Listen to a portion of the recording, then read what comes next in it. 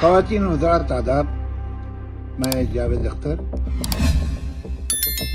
میں کچھ تھوڑا سا شرمندہ سا بھی محسوس کر رہا ہوں. دلی کانسٹیٹیوشن کلب میں کیا گاڈ ایگزسٹ کرتا ہے پر ایک ہائی پروفائل ریسپیکٹفل ڈیبیٹ ہوئی جس کو سوربھ دیویدی نے موڈریٹ کیا.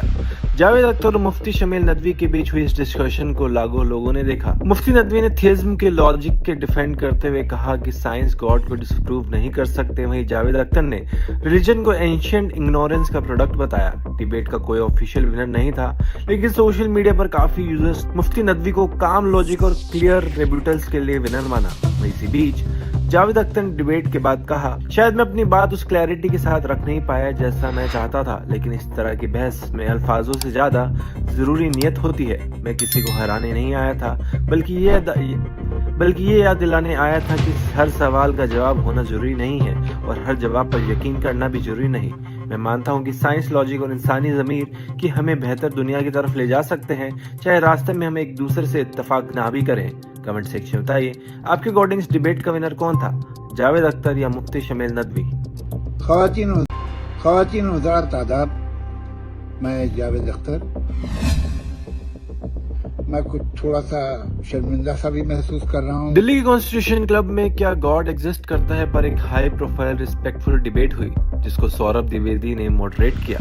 جاوید اختر اور مفتی شمیل ندوی کے بیچ ہوئی اس ڈسکشن کو لاکھوں لوگوں نے دیکھا. مفتی ندوی نے تھیزم کے لاجک کے ڈیفینڈ کرتے ہوئے کہا کہ سائنس گاڈ کو ڈسپروو نہیں کر سکتے. وہیں جاوید اختر نے ریلیجن کو اینشینٹ اگنورینس کا پروڈکٹ بتایا. ڈیبیٹ کا کوئی آفیشیل ونر نہیں تھا لیکن سوشل میڈیا پر کافی یوزرز مفتی ندوی کو کام لاجک اور کلیئر ریبیوٹلز کے لیے ونر مانا.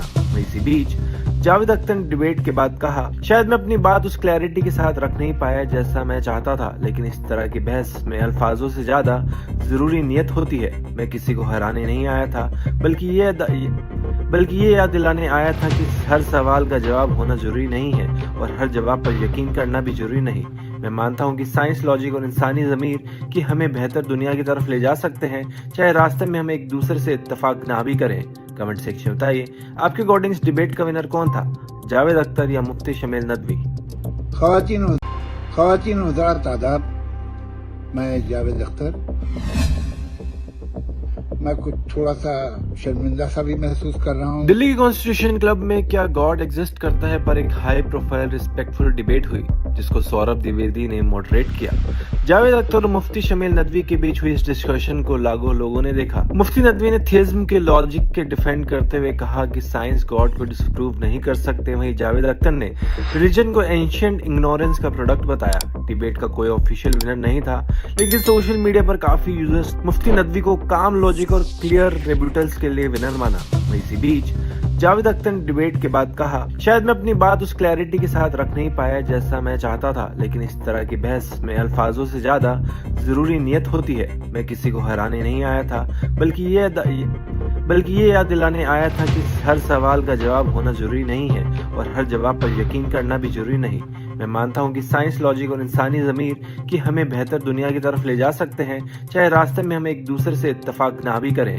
کمنٹ سیکشن میں بتائیے آپ کے اکارڈنگ اس ڈیبیٹ کا ونر کون تھا, جاوید اختر یا مفتی شمیل ندوی.